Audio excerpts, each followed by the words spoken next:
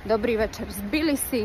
O chvíľočku máme rezerváciu do sírnych kúpeľov, pretože keď ste na našom zájazde 1000 chutí Arménska a Gruzínska, tak po poznávaní Tbilisi každý večer máme urobenú rezerváciu a môžete navštíviť úžasné sírne kúpele, pretože Tbilisi je známe tým, že sa tu nachádzajú horúce sírne pramene. Takže keď sme v Tbilisi, bolo by škoda nevyužiť tieto možnosti a vždy máme pre vás pripravenú rezerváciu, aby ste si mohli oddychnúť, načerpať energiu na ďalšie poznávanie. Takže toto je vstupná budova, úplne nádherná.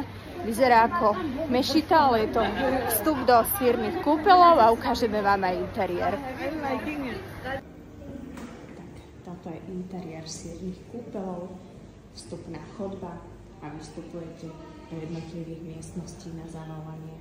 Tu máte pripravenú miestnosť.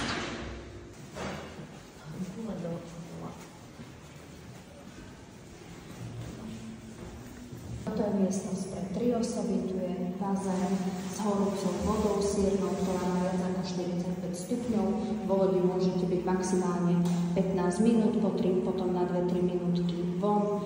Je sprcha, plus tu máme toaletu a miestnosť na oddychovanie a na prezliekanie.